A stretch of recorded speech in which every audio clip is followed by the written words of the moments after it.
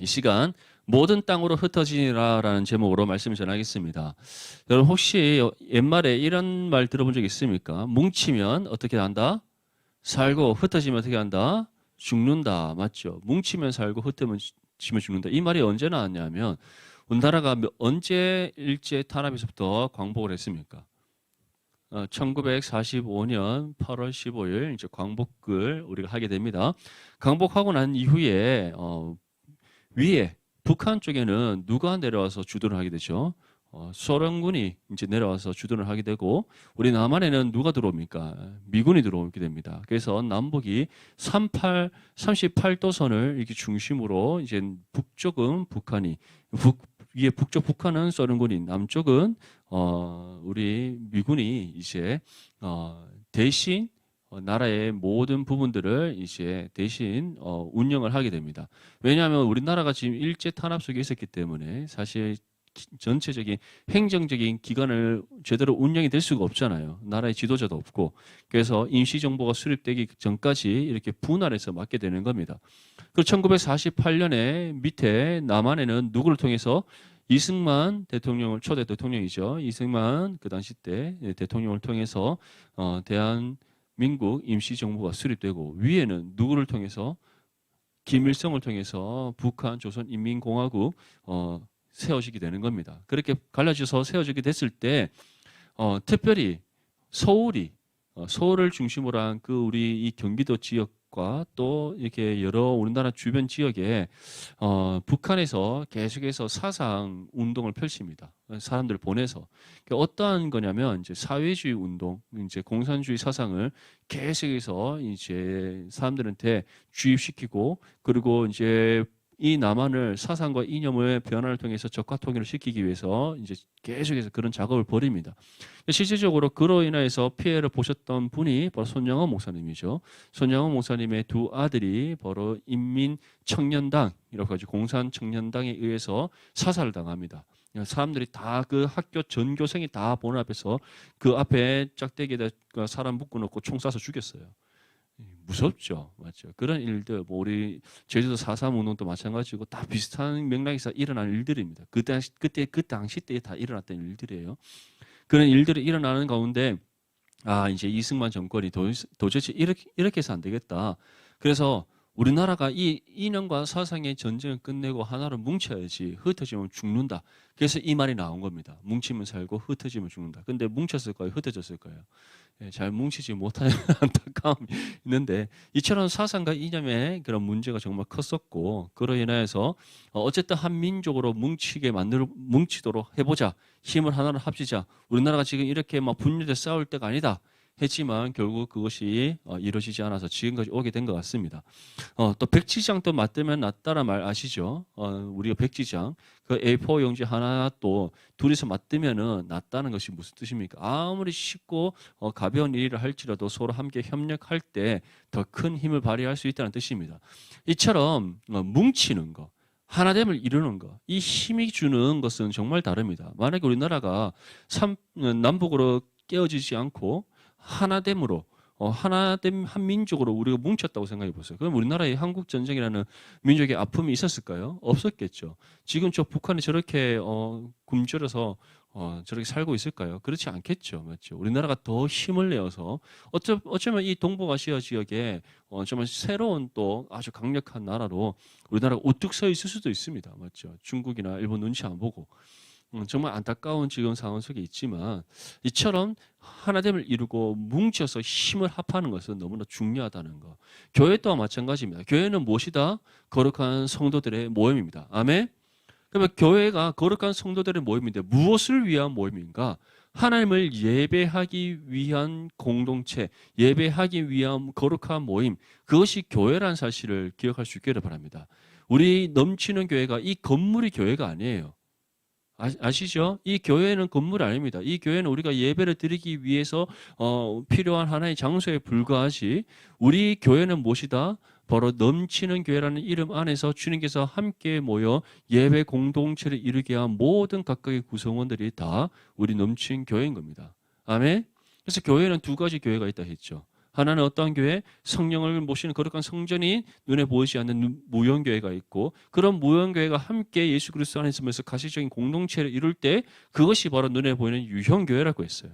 우리는 바로 그러한 교회인 겁니다. 여러분들 한 사람 한 사람이 성령을 모시는 거룩한 성전이며, 또한 우리가 주님 안에서 한 몸 이룬 바로 지체된 그리스도의 몸된 교회라는 거예요. 근데 이 교회의 특성 중에 하나가 무엇입니까? 뭉치는 거, 모이는 거. 아멘. 그래서 우리가 함께 모여서 무엇을 해야 됩니까? 하나님을 예배하는 겁니다. 함께 모여서 무엇을 하는 겁니까? 주님 안에서 아름다운 성도의 교제를 이루는 겁니다. 우리가 교회 주님 안에서 함께 모여서 무엇을 하는 겁니까? 맡겨진 복음의 사명을 감당하는 거예요. 그게 교회입니다. 그렇다면 교회는 모이는 것만 있는가? 모이는 특성만 있습니까? 뭉치는 특성만 있습니까? 그렇지 않아요. 교회는 또 어떤 특성이 있다? 흩어짐의 특성이 있는 겁니다. 여러분들 교회에서만 맨날 삽니까? 한번 살아보실래요? 새벽기도 저랑 매일 같이 하고 해야지. 새벽을 깨워야죠. 맞죠? 새벽 깨우기 위해서 교회 근처로 왔으면 깨워야지. 맞죠? 새벽을 깨우는 거 정말 중요합니다. 다 깨우실 수 있기를. 아멘. 우리 또 요즘 오다니 이제는 옆구리 채워지니까 오지 않는 또 안타까운 현상이 있는데 꼭 깨울 수 있기를 바랍니다. 안 보는 것이지만 목사님 다 보고 있잖아요, 맞죠? 요즘 또 이렇게 동생도 약간 좀 빠졌는지 안 보이기 시작하고 그런데 꼭 깨울 수 있기를 바랍니다. 이처럼 우리가 모이는 것만 있는 것이 아니라 교회는 흩어짐이 있다는 거. 우리가 주일에 함께 모여서 예배하고 또 예배를 통해서 하나님께 영광을 드리며 또 세형과 힘을 얻고 또 성도 간의 아름다운 또 교제를 이뤘으면 우리는 어떻게 됩니까? 주어진 일상의 삶으로 흩어져야 되는 거예요. 아멘?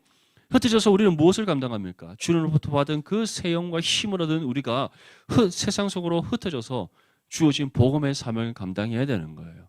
복음과 삶을 일치를 이뤄가며 주어진 복음의 사명을 감당하면서 하나님의 나라를 이뤄가야 되는 겁니다. 그래서 교회는 모임과 흩어짐이라는 이 두 가지 특성을 함께 가지고 있다는 거.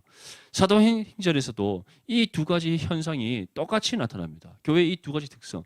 그런데 처음에는 무엇만에 나타났을까요?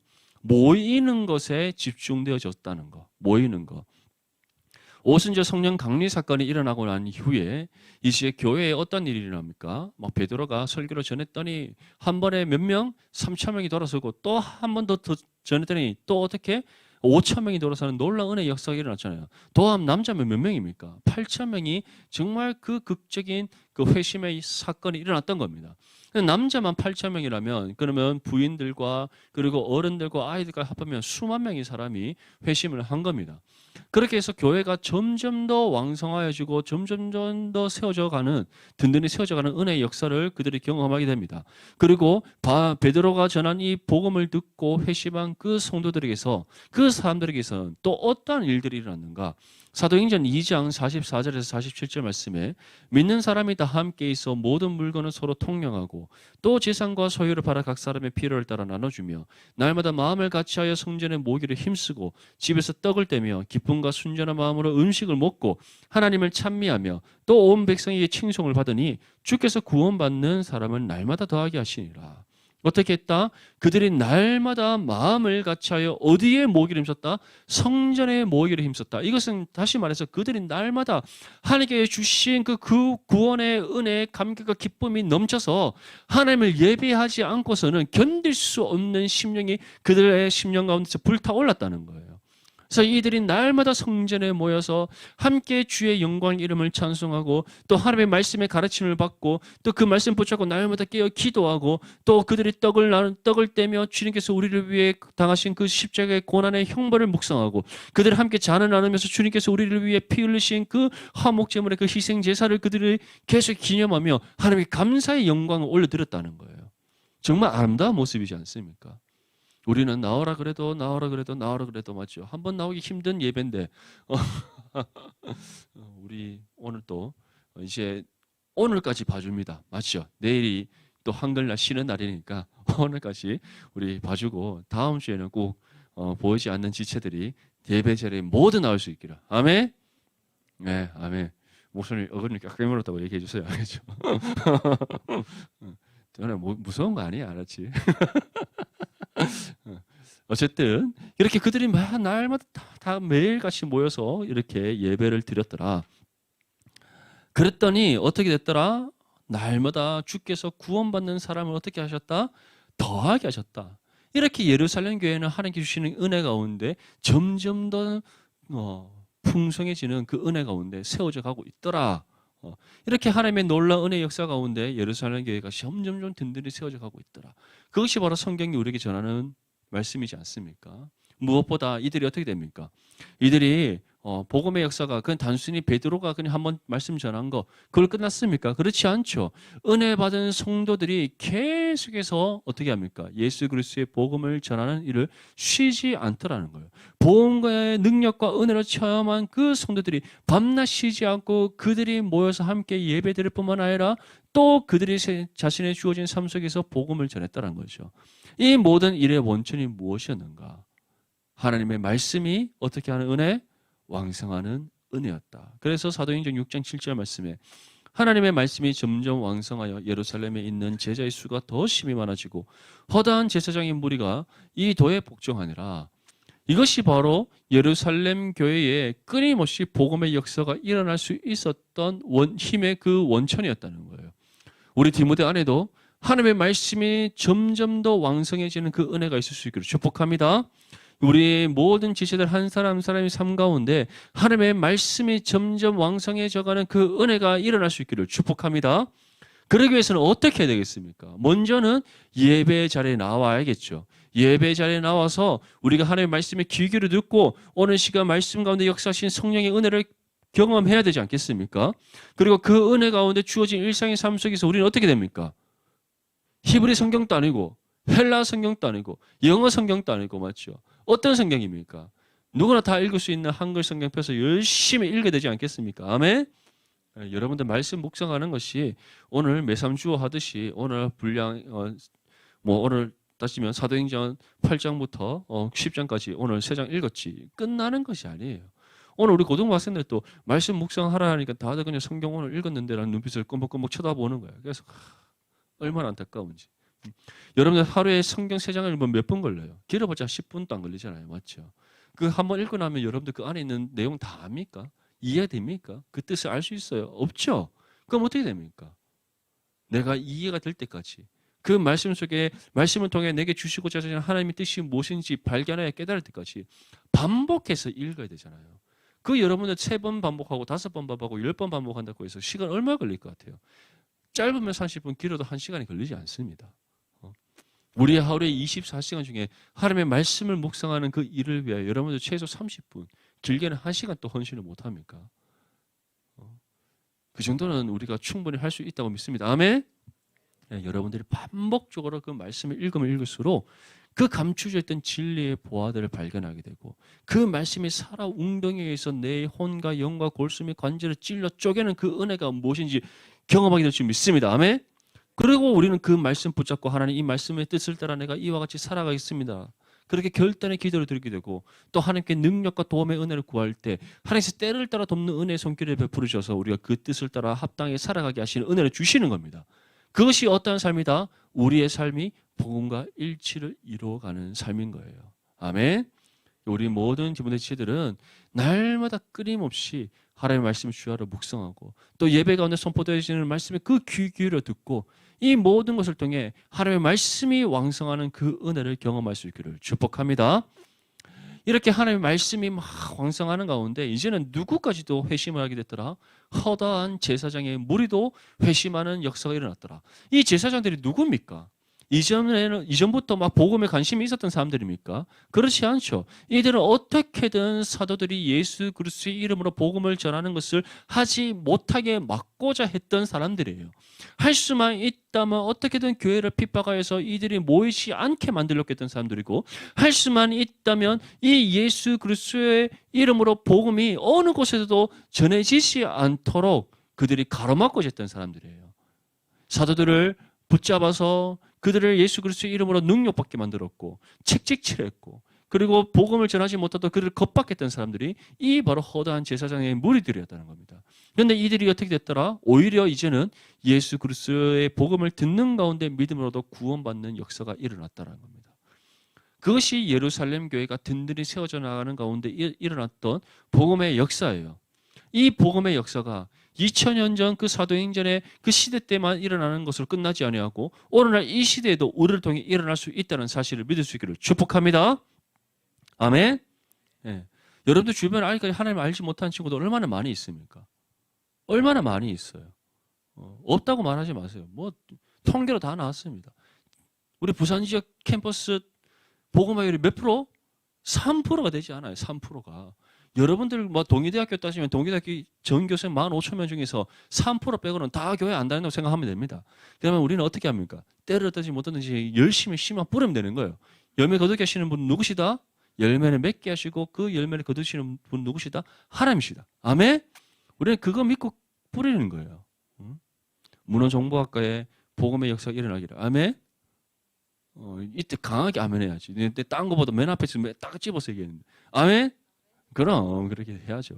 여러분 할 수 있습니다. 그렇죠? 우리 교대 화이팅! SFC, CCC 뒤지면 됩니다. 오케이? CCC 엄청 열심히 하더구만. 우리 맞죠? 단디 딱 허리도 졸라매고 열심히 해야지. 오케이? 여러분 다 할 수 있습니다. 여러분들 직장에서도 보면 그렇잖아요. 교회 다니지 않는 사람들 수두로 빽빽이지 않습니까? 맞죠? 그분들에게 우리가 때를 얻든지 못 얻든지 맨날 채널 풀사장에서 축구공 공만 차지 말고 교회 좀 나오라고 얘기해 주시고 오케이? 이렇게 해서 한 명 한 명씩 데리고 오면 얼마나 좋습니까? 오기만 하면 그 다음에 누가 역사하신다? 하나님께서 역사하십니다. 아멘? 예, 할 수 있습니다. 항상 얘기하죠. 할 수 있다. 그 다음에 뭐? 하면 된다. 마지막에 뭐? 해보자. 왜 안 되는지 아세요? 안 하기 때문에. 안 하기 때문에 안 되는 겁니다. 하면 됩니다. 아멘? 예, 사도행전에 이 하나님의 말씀이 점점 왕성하는 은혜가 그냥 일어났겠어요? 아니에요. 성도들이 믿음으로 담대히 주의 말씀을 의지하여 복음을 전했더니 그 복음을 전하는 가운데 일어났던 은혜의 역사였다. 그 누구에까지? 허다한 제사장의 무리까지 이전엔 그들을 핍박하고 어떻게든 그들이 복음을 전하지 못하도록 방해했던 그 허다한 제사장의 무리까지 예수 그리스도를 믿어 구원받는 은혜의 역사가 일어나더라. 그 은혜의 역사가 이제는 저와 여러분을 통해 오늘 이 시대 이 땅 가운데 일어날 수 있기를 축복합니다. 근데 이러한 역사와 달리 또 무엇이 있었습니까? 핍박도 있었죠. 핍박. 왜 핍박이 없었습니까? 성전 민문 앞에 앉아있던 안전병이 이렇게 세웠더니 자기들 눈으로 직접 봤잖아요. 그 안전병이 날 때부터 안전병이었고 그 안전병이 나이가 40 몇 년 동안 그 성전 민문 앞에서 앉아 있었다는 것은 이 사람 날 때부터 안전병이고 이 사람이 이 성전 민문 앞에 앉아서 구걸하는 거, 그 안전병이 구걸하는 거, 온 예루살렘 사람들 다 알고 있는 사실이었다는 거예요. 근데 그들을 베드로가 손을 딱 내밀면서 내게 은과 근은 없거니와 나사렛 예수 그리스도 이름으로 명하노니 일어나 걸어라 했어요.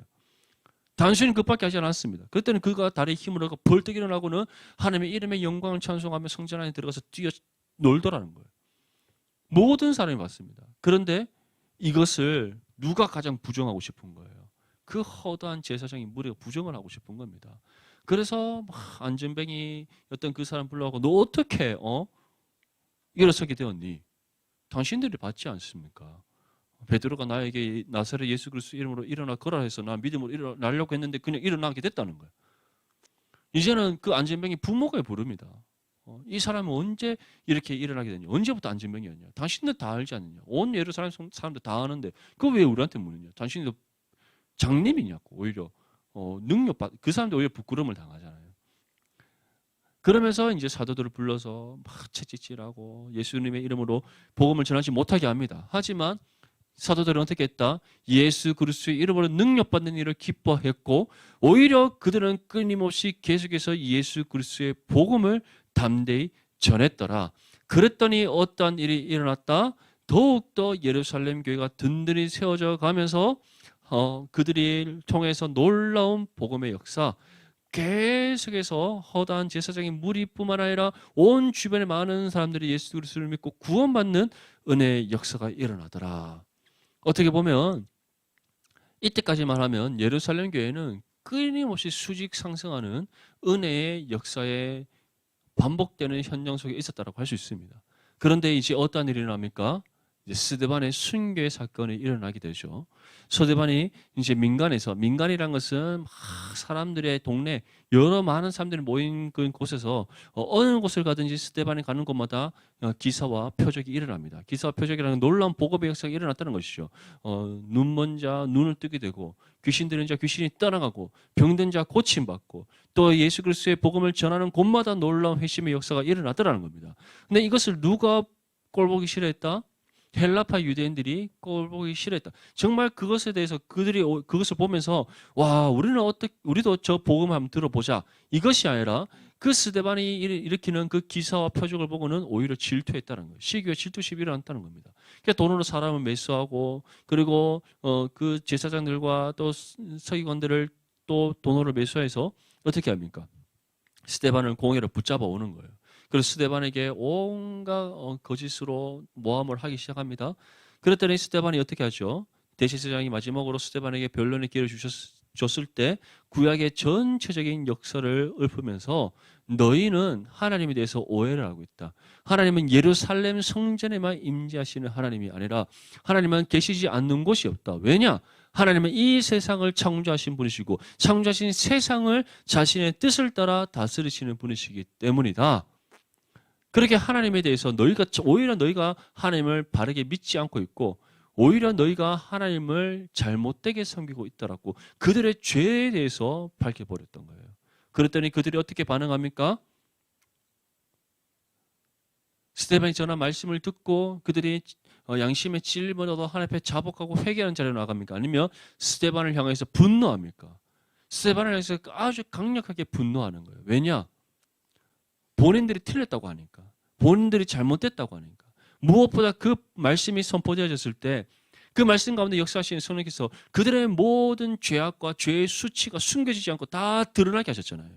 그러니까 그들이 자신들의 그 모든 죄의 수치를 보면서 오히려 하나님 앞에 자복하기보다는 그 모든 죄를 들춰낸 스데반을 향해서 분노하기 시작하더라는 거예요.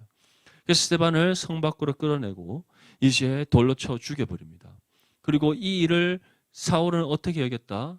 마땅한 일로 여겼다. 우리 본문 1절 말씀 함께 읽겠습니다. 시작. 사울은 그가 죽임당함을 마땅히 여기더라. 그날에 예루살렘에 있는 교회에 큰 박해가 있어 사도 외에는 다 유대와 사마리아 모든 땅으로 흩어지니라. 아멘. 사랑하는 디모데 지체들, 우리가 담대히 예수 그리스도의 복음을 전할 때 때로는 하나님께서 예배하신 영혼들에게 복음을 듣게 하시고 예배하신 믿음을 주셔서 구원받게 하시는 은혜를 주십니다. 하지만 대다수는 어떻습니까? 복음을 전했을 때 그 복음을 그들이 듣고 그 복음을 더 알고자 그들이 우리에게 다가옵니까? 아니면 그 복음을 배척합니까? 복음을 배척한다는 거예요. 오히려 너는 잘 믿으세요. 이렇게 얘기를 한다 이 말입니다. 진짜 그런 얘기 합니다. 안 들어봤어요? 복음을 꼭 전할 수 있기를 바랍니다. 그러면 듣게 되어 있습니다. 아시겠죠? 열에 9명 이상은 맞죠. 뭐 10명이라고 다 말할 수는 없고 거의 9점 몇 명은 복음을 배척합니다. 왜냐? 예수님께서 말씀하셨죠. 세상의 예수님을 미워함은 우리를 미워하는 이유는 예수님을 미워하기 때문이고 그리고 알곡보다 무엇이 훨씬 많기 때문에 가라지가 많기 때문이에요. 아멘? 하지만 그럼에도 불구하고 우리가 복음을 전해야 되는 이유는 무엇입니까?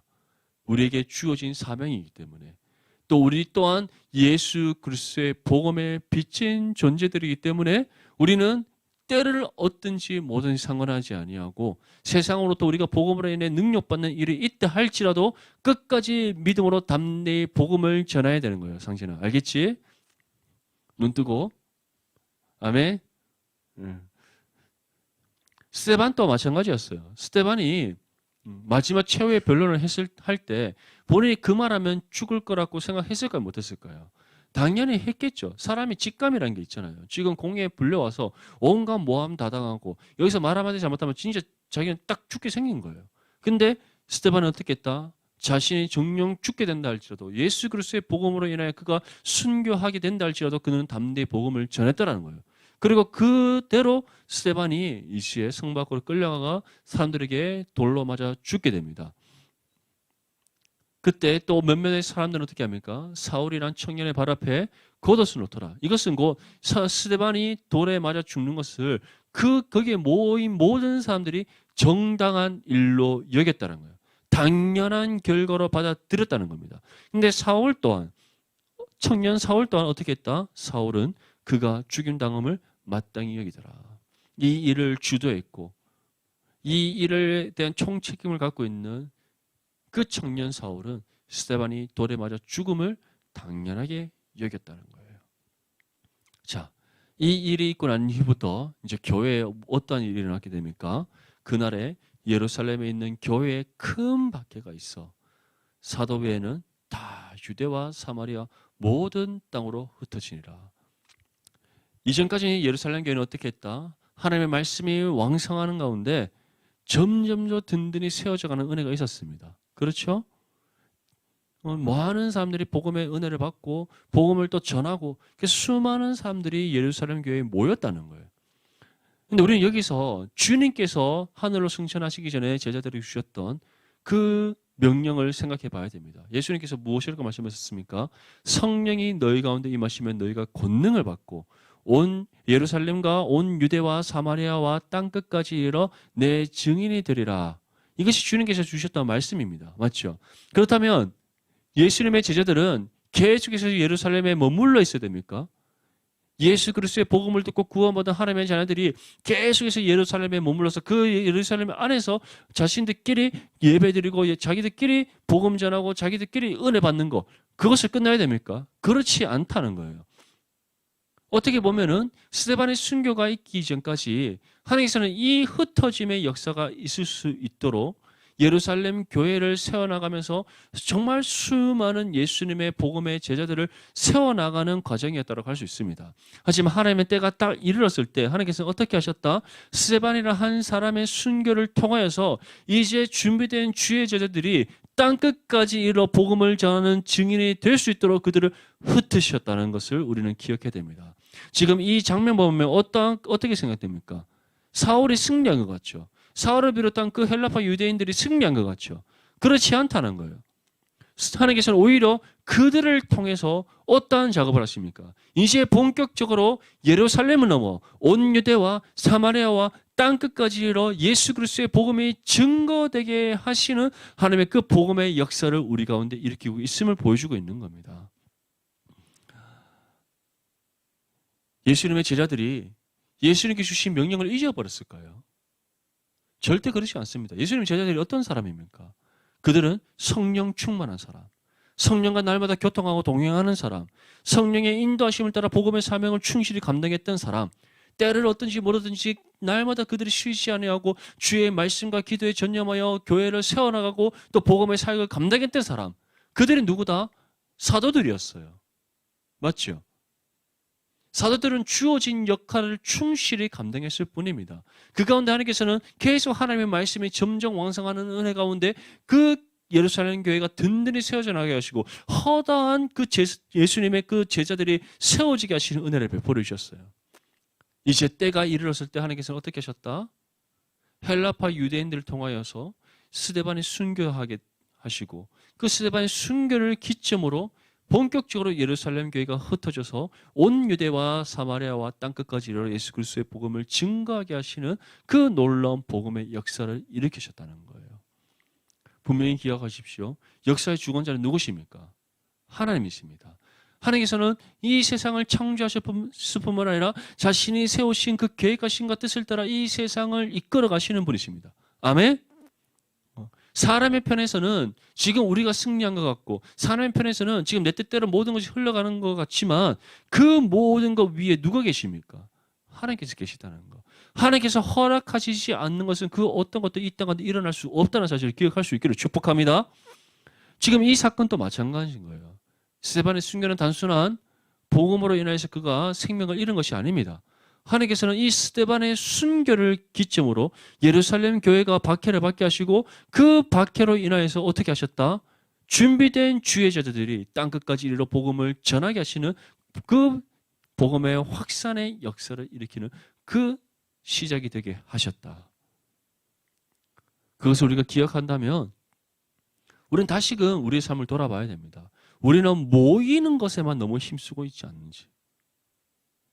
우리 삶에 반드시 흩어짐이 있어야 되는데 우리 교회 공동체 안에는 모이는 것뿐만 아니라 복음의 사명을 감당하는 흩어짐이 있어야 되는데 그 흩어짐이 상실된 오늘날 이 시대의 교회가 아닌지 돌아봐야 되는 거예요. 원하기로는 우리 디모데는 항상 함께 모여 주님을 예배하는 일에 힘쓸 뿐만 아니라 또 우리의 주어진 일상의 삶으로 우리가 함께 흩어져서 주어진 복음의 사명을 힘써 감당해 나가는 거룩한 신앙 공동체가 될 수 있기를 축복합니다. 마태복음이 전하는 예수님의 마지막 말씀을 통해 우리는 이 사실을 다시 한 번 더 확인할 수 있습니다. 마태복음 28장 18절에서 20절 말씀에 예수께서 나와 말씀하여 이르시되 하늘과 땅의 모든 권세를 내게 주셨으니 그러므로 너희는 가서 모든 민족을 제자로 삼아 아버지와 아들과 성령의 이름으로 세례를 베풀고 내가 너희에게 분부한 모든 것을 가르쳐 지키게 하라. 볼지어다 내가 세상 끝날까지 너희와 항상 함께 있으리라 하시니라. 아멘. 자, 여기에서 예수님께서 무엇이라고 말씀합니까? 가서 어떻게 하라? 모든 민족을 제자로 삼아라. 유대인만 제자로 삼아라? 아니죠. 모든 민족을 제자로 삼아라. 또 어떻게 말씀합니까? 아버지와 아들과 성령의 이름으로 세례를 베풀라. 또 무엇일까 말씀합니까? 내가 너희에게 분부한 모든 것을 가르쳐 지키게 하라. 이것이 무엇을 의미합니까? 우리가 함께 모여 하나님께 예배 드릴 뿐만 아니라 또 우리가 일상의 삶으로 흩어져서 모든 사람에게 복음을 전하라. 모든 사람에게 예수 그리스도의 복음의 진리를 증거하여라. 모든 사람에게 우리가 받은 복음의 진리를 계속해서 그들이 알아들을 수 있도록 이해할 수 있도록 깨달을 수 있도록 우리가 그 말씀을 가르치는 일에 힘쓰라라고 우리에게 말씀하고 있는 겁니다. 사랑하는 디모데 지체들, 여러분들은 언제 복음을 전합니까? 전한 적이 없습니까? 언제 전합니까? 여러분들 복음 사랑방 모임할 때 전합니까? 원하기로는 우리 안에서 사랑방 모임이든지 여러분들이 또 두세 사람이 함께 모여서 신앙의 교제를 나눌 때든지 언제든지 먼저는 우리 안에서 아름다운 그런 말씀의 은혜의 나눔이 일어나기를 더욱더 풍성하게 일어나기 원하고 또 여러분들의 주어진 일상의 삶 속에서 하나님을 알지 못하는 그 주변의 많은 사람들에게 때를 얻든지 뭐든지 복음을 전하는 저와 여러분들 될 수 있기를 축복합니다. 그럼 우리가 복음을 전하려면 복음을 알아야 될 거 아니에요. 그렇죠? 복음이 무엇입니까? 이 성경 66권에 기록되어 있는 하나님의 말씀의 진리지 않습니까? 그럼 이 진리를 알려면 진리를 깨달아서 이 말씀의 지혜를 우리가 얻으려면 어떻게 해야 되겠습니까? 성경을 펴고 눈으로 보고 입을 열어 읽어야 되지 않겠습니까? 아멘? 예, 우리 모든 디모데 지체들은 날마다 쉬지 않고 하나님의 말씀을 늘 가까이 하고 말씀을 읽고 묵상하여서 말씀 가운데 역사하시는 성령의 은혜를 받아 담대히 복음을 전하는 거룩한 삶이 될 수 있기를 축복합니다. 우리 마지막으로 본문 2절과 3절 말씀 함께 읽겠습니다. 시작. 경건한 사람들이 스데반을 장사하고 위하여 크게 울더라. 사울이 교회를 잔멸할세 각 집에 들어가 남녀를 끌어다가 옥에 넘기니라. 아멘. 자, 스데반을 장사하고 또 경건한 그 사람들이 스데반을 위해서 크게 울더라라고 되어 있습니다. 얼마나 마음이 아팠겠어요. 스데반이 어떤 사람입니까? 성령 충만한 사람이고 또 예루살렘 교회를 섬기던 신실하게 섬기던 거룩한 일꾼이었지 않습니까? 그런 한 사람을 또 우리가 세상의 박해로 인하여서 잃어버리게 되었다는 것 너무나 가슴 아픈 일이지 않습니까? 근데 그걸로 끝나지 않고 또 사울은 또 어떻게 합니까? 교회를 잔멸한다. 잔멸한다는 것은 어느 거 하나 남김없이 이 예루살렘 안에 있는 모든 교회는 다 없애버리고자 그가 막 힘쓰고 있었다는 거예요. 그렇게 해서 어떻게 합니까? 각 집에 들어가 남녀를 끌어다가 옥에 넘기더라. 이 각 집이란 것은 바로 그리스도인들을 다 색출해서 그 그리스도인들이 살고 있는 모든 집마다 다 쳐들어가서 그 사람들을 다 잡아다가 옥에다가 집어넣었다는 거예요. 어떻게 보면 사울이나 또는 다른 사람들 입장에서 보면 지금 이들이 승리하는 것처럼 맞죠? 스데반의 순교로 인하여서 지금 사울을 비롯한 그 함께하는 사람들이 승리한 것처럼 보일지 모르나 하나님께서는 이들을 통해서 오히려 악한 자의 손을 들어 사용하셔서라도 하나님께서는 어떻게 하셨다? 예루살렘에 모여있던 성도들을 흩으셔서 온 유대와 사마리아와 땅끝까지 이르러 그들을 흩어지게 하셔서 복음이 확산되게 하시는 은혜의 역사를 일으키고 계시다라는 것을 우리에게 말씀하고 있는 겁니다. 사랑하는 디모데 지체들, 우리가 복음을 전하는 거 쉽지 않습니다. 여러분들 마음속에 두려움이 있을 수 있어요. 여러 가지 많은 걱정과 근심이 있을 수 있습니다. 내가 복음을 전했다가 괜히 욕 먹으면 어떡하지? 친구들하고 관계가 끊어지면 어떡하지? 괜히 내가 복음 전했다가 막 면박당하면 어떡하지?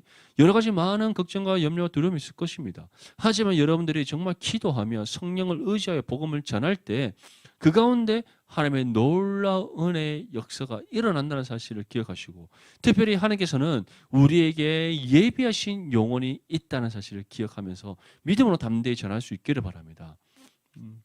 물론 대부분의 사람들은 복음을 거부할 것이고, 대부분의 사람은 복음을 듣지 않을 것이며, 대부분의 사람들은 우리가 전하는 복음을 오히려 막 욕할 것입니다. 하지만 그 가운데 하나님께서는 다시금 우리에게 믿음의 담대함을 주시고 다시 세움과 힘을 얻게 하시며 끝까지 복음을 전할 때 예비한 영혼을 붙여주셔서 영혼권에 합당한 열매 맺게 하실 줄 믿습니다. 우리 모든 디모데 지체들은 우리가 함께 모이는 것에 힘쓸 뿐만 아니라 또 우리의 일상의 삶으로 또 힘차게 흩어져서 주어진 복음의 삶을 힘써 감당하여 하나님 나라를 이루어가는 일에 기억에 쓰임받을 수 있기를 주님의 이름으로 축복합니다.